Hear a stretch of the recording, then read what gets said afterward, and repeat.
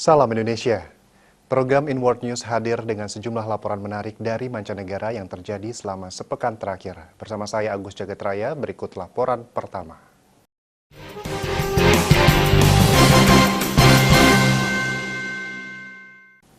Kita awali berita pertama dari Inggris, pemirsa. Perdana Menteri Boris Johnson memberlakukan lockdown atau karantina wilayah secara nasional.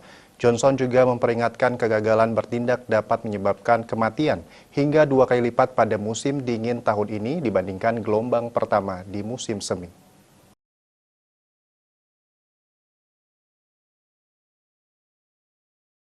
Inggris mencatat ratusan kematian akibat virus corona dan sedikitnya 20.000 infeksi baru COVID-19 per hari. Sejumlah ilmuwan dari lembaga-lembaga pemerintah memaparkan tingkat infeksi melebihi skenario terburuk dalam permodelan kasus beberapa minggu lalu. Johnson memberikan peringatan keras tersebut kepada para anggota parlemen Inggris. Johnson mengatakan membiarkan lonjakan dalam sistem layanan kesehatan Inggris, seperti yang ditunjukkan sejumlah data, akan menjadi bencana bagi ribuan pasien COVID-19 karena peluang bertahan hidup akan menurun. Selain itu juga Inggris akan mencapai titik di mana layanan kesehatan nasional tidak bisa menolong orang-orang yang terinfeksi. Johnson mengatakan lockdown Inggris akan segera berakhir berdasarkan informasi dari data yang ditunjukkan. If we allow our health system to be overwhelmed, exactly as the data now suggests, then that would not only be a disaster for thousands of COVID patients, because their survival rates would fall. Meskipun mendapat tantangan dari beberapa anggota parlemen di partai konservatifnya sendiri, aturan langkah lockdown yang baru tersebut justru mendapat dukungan dari sejumlah oposisi anggota parlemen dari partai buruh. Lockdown nasional memaksa semua toko dan layanan yang tidak esensial untuk tutup selama 4 minggu, termasuk pub dan restoran. Sekali lagi, warga juga diimbau untuk bekerja dari rumah. Namun sekolah dan universitas akan tetap buka, berbeda dengan penutupan pada musim semi yang lalu. Sementara itu, pemirsa, militan menyerbu salah satu universitas utama di Kabul, Afghanistan. Sedikitnya 22 orang tewas dalam serangan brutal yang berlangsung selama berjam-jam tersebut.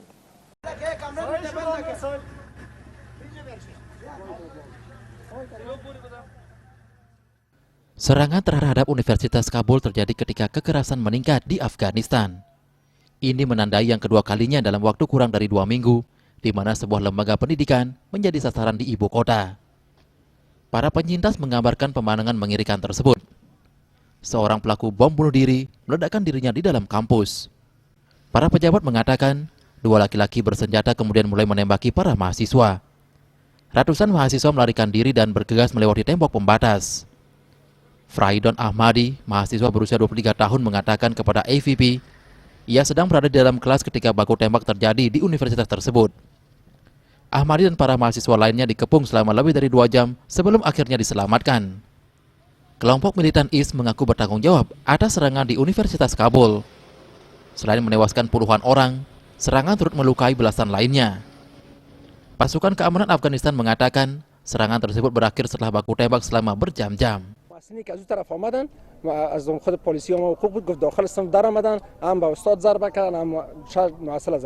چندین نفر لباسهای نظامی به تن داشتند و اونا داخل پنجره حقوق شدند و محصلین حقوق Belum jelas bagaimana para penyerang bisa memasukkan senjata mereka ke universitas yang dilengkapi pemeriksaan keamanan.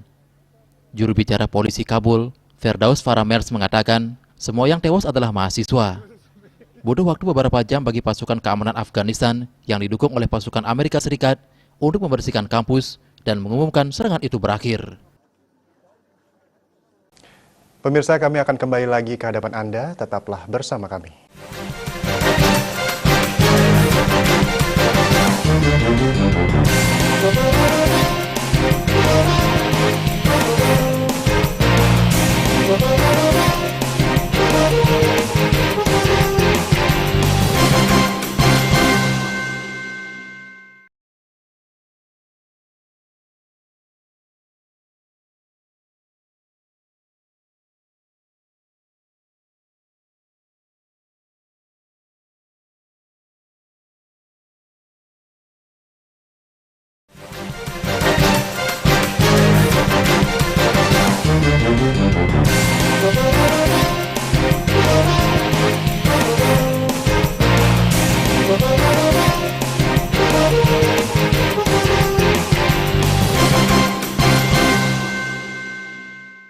Pemirsa, Menteri Luar Negeri Amerika Serikat Mike Pompeo menuduh pemerintah Tiongkok melanggar hukum dan berperilaku mengancam.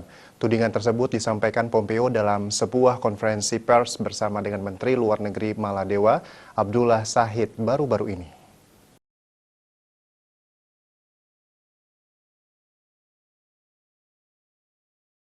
Komentar Pompeo dilontarkan selama kunjungannya ke dua negara pulau di Samudra Hindia, Sri Lanka dan Maladewa, di mana ia mengemukakan berbagai isu kampanye anti-Tiongkok pemerintahan Trump.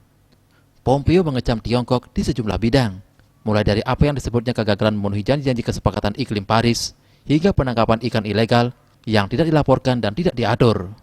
Pompeo juga menuduh Partai Komunis Tiongkok melakukan militerisasi ilegal di Laut Cina Selatan. Pompeo mengunjungi Sri Lanka dan Maladewa untuk menekan kedua negara agar waspada terhadap potensi ancaman dari pinjaman dan investasi Tiongkok. Sebelum kedatangan Pompeo di sana, Tiongkok menyerang kembali pesan Amerika Serikat dengan menuduh Washington menindas negara-negara yang lebih kecil. Maladewa, negara kepulauan kecil di Samudra Hindia yang dikenal dengan resor wisata mewahnya, menghadapi utang besar lebih dari $1 miliar Amerika Serikat untuk proyek infrastruktur Tiongkok. It's about security, and the Maldives and other island nations I've been to, like Micronesia and Sri Lanka, have taken on new importance as the Chinese Communist Party continues its lawless and threatening behavior. Untuk menanggapi kekhawatiran Amerika Serikat tentang pengaruh Tiongkok, Pompeo mengumumkan Washington akan membuka kedutaan besar di Maladewa untuk pertama kalinya sejak negara-negara tersebut menjalin hubungan diplomatik pada tahun 1966. Menanggapi pernyataan tersebut, juru bicara Kementerian Luar Negeri Tiongkok, Wang Wenbin, dalam konferensi pers di Beijing mengatakan, Pompeo mengulangi kebohongan, serangan, dan tuduhan yang direkayasa. Wang menyebut tindakan Pompeo tersebut melanggar norma hubungan internasional dan prinsip-prinsip dasar diplomasi dan merusak hubungan Tiongkok dengan negara-negara lain di kawasan yang sekali lagi menunjukkan mental perang dingin dan bias ideologi. Sementara itu, pemirsa, flare menerangi pusat kota Warsawa ketika puluhan ribu orang dari seluruh Polandia menggelar aksi protes terbesar. Dalam aksi yang terekam kamera video drone tersebut, massa menyuarakan pertentangan mereka terhadap undang-undang aborsi.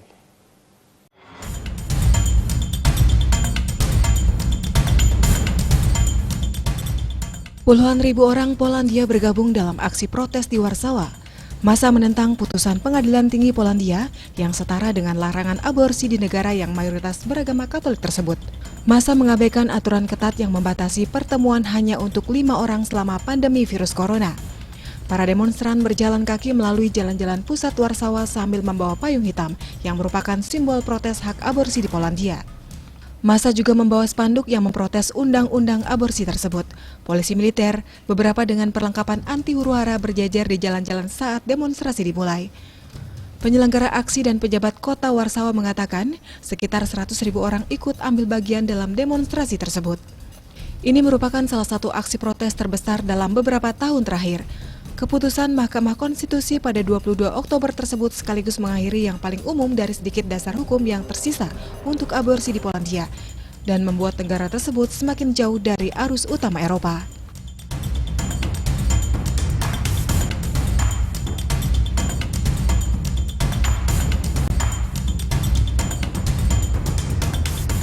Protes harian telah terjadi di seluruh negeri dalam seminggu terakhir.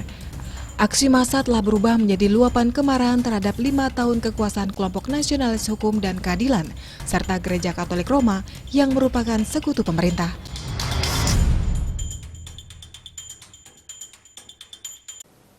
Kita beralih ke informasi lain. Pemirsa, konsekuensi tak terduga di tengah pandemi COVID-19 adalah meningkatnya pengikut teori konspirasi Qanon dengan pesat di Jerman.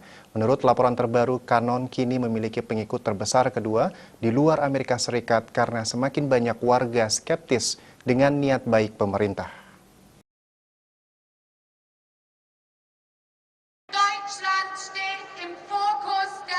Musim panas tahun 2020, Berlin dan kota-kota lain di seluruh Jerman menyaksikan aksi protes besar terhadap pemberlakuan langkah untuk memerangi virus corona oleh pemerintah.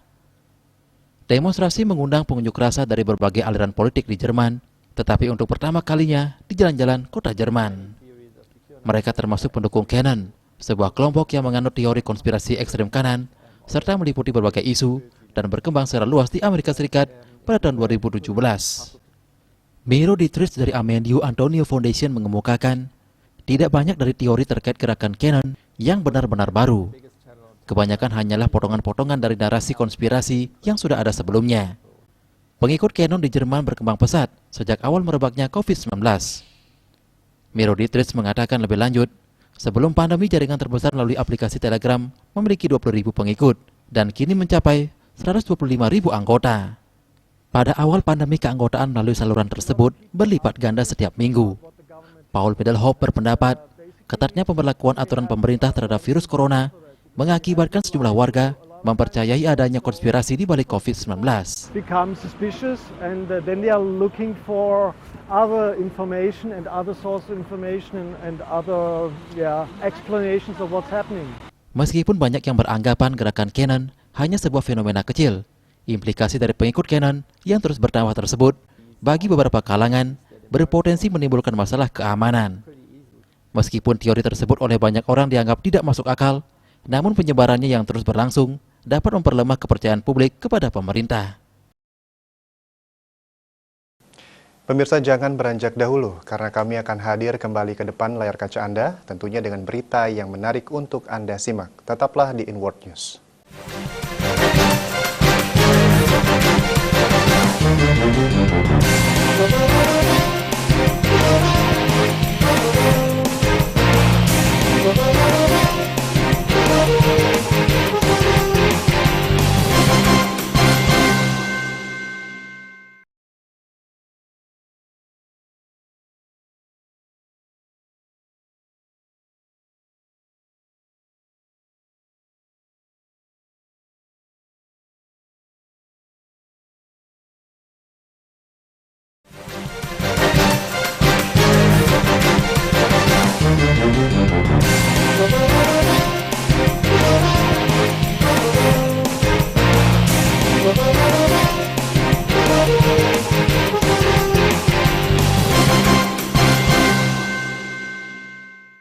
Pemirsa, otoritas Libya menggali 12 jenazah dari 4 kuburan tak bertanda lainnya di kota Tarhouna. Penemuan ini sekaligus menambah jumlah jenazah yang sudah ditemukan sejak daerah tersebut direbut kembali pada bulan Juni oleh Pemerintah Kesepakatan Nasional GNA.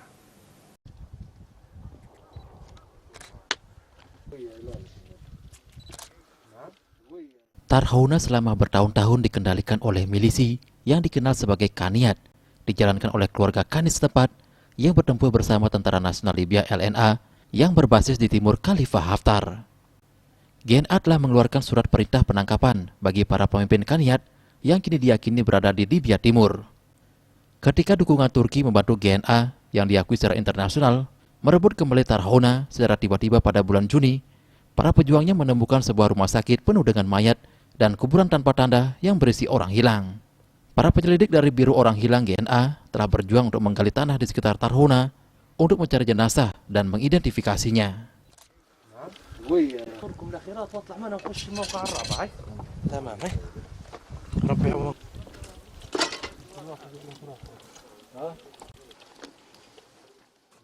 Sebagian besar jenazah yang ditemukan sejauh ini berada di rumah sakit tersebut. Namun puluhan jenazah juga telah digali dari situs kuburan tak bertanda.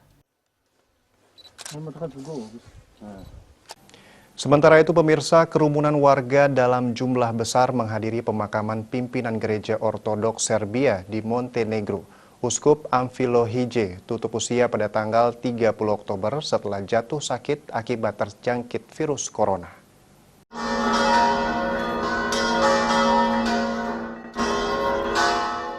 Ribuan orang berkumpul di luar katedral utama di ibu kota Podgorica untuk mengikuti upacara pemakaman di dalam sebuah ruang bawah tanah sebuah gereja.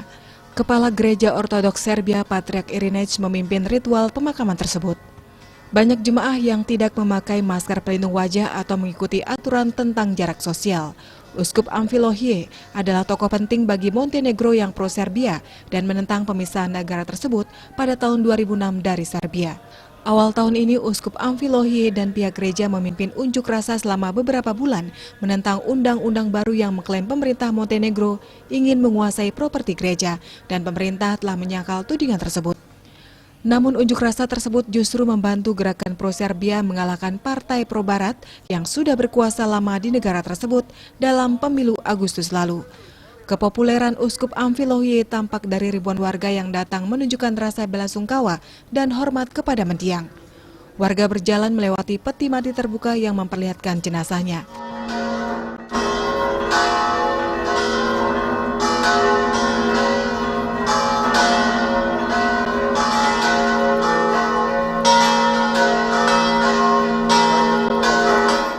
Banyak di antara warga yang mencium jenazah uskup tersebut sehingga mendorong seruan sejumlah dokter untuk menutup peti mati itu.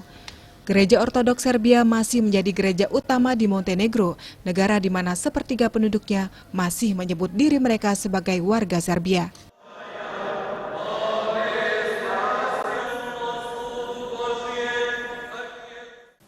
Dari Amerika Serikat dilaporkan pemirsa, pelemahan penjualan ponsel selama pandemi membuat Huawei merealisasi ambisinya menjadi produsen ponsel terbesar dunia dengan mengandalkan pasar domestik Tiongkok. Tapi analis meragukan berapa lama lagi Huawei bisa bertahan di posisi teratas, apalagi setelah sanksi Amerika Serikat yang memutus pasokan chip. Raksasa elektronik Huawei meluncurkan ponsel terbaru Huawei Mate 40, seri premium dengan kamera dan baterai canggih, serta aplikasi berbasis kecerdasan buatan. Perusahaan Tiongkok ini tahun ini menyalip Samsung sebagai produsen ponsel terbesar di dunia, terdongkrak oleh penjualan dalam negeri saat pandemi. Huawei had an enormous reputation for developing phones that were industry-leading, taking the hit with not being able to stay current with all of the apps that people enjoy through Google. They've been able to maintain that market leadership, but with the new phone not having these services, I don't think that the confidence is going to be there to continue buying. Dengan sanksi dari Amerika Serikat, Huawei kesulitan melebarkan pasarnya ke luar Tiongkok, apalagi ke Amerika. Sanksi tersebut selain membatasi akses ke perangkat keras AS, juga membuat Huawei tak bisa menggunakan versi penuh Android buatan Google. This is the phone that has to go up against the flagship devices on its own merits, and it's going to be tough with pitching just Huawei mobile services and not Google at the same time. Baik Huawei maupun pemerintah Tiongkok menilai blacklist AS atas perusahaan ini tidak beralasan. They are suffering from the US government's third round ban. This unfair ban. It makes us extremely difficult. Tapi menurut AS, Huawei sering bersinergi dengan pemerintahan Tiongkok dan tak menjamin kerahasiaan data pengguna seperti layaknya produsen barat dan sekutu-sekutunya. Huawei is something that's very dangerous. You look at what they've done from a security standpoint, from a military standpoint, it's very dangerous. Karena itu sebagian analis menilai peringkat Huawei di posisi teratas produsen smartphone dunia bisa tak bertahan lama. Outside of China, it's become very difficult, not only because of the fact that there are sanctions in place, but because of the fact that people are losing confidence in the Huawei brand. There's been so much negative media coverage around the Huawei brand that it has made consumers and the key channels that sell their products a lot less keen to have those products ranged. However, things have taken a turn for the worse for Huawei because the latest round of sanctions from the US administration really tightened up on suppliers being able to deliver key components into the Huawei supply chain. Saat ini Tiongkok, India, dan Amerika Serikat menjadi pasar terbesar ponsel, dan pasar Amerika masih dikuasai Apple, produsen dalam negeri. Dari Washington DC, Nova Purwadi, VOA. Pemirsa, berita tadi menutup acara In World News kali ini. Untuk mencegah penyebaran COVID-19, ingat pesan ibu dengan wajib menjaga jarak dan menghindari kerumunan. Dengan disiplin menerapkan protokol kesehatan, Indonesia segera terbebas virus corona menuju Indonesia maju. Saya Agus Jagat Raya mengucapkan terima kasih atas perhatian Anda dan sampai jumpa. Salam Indonesia.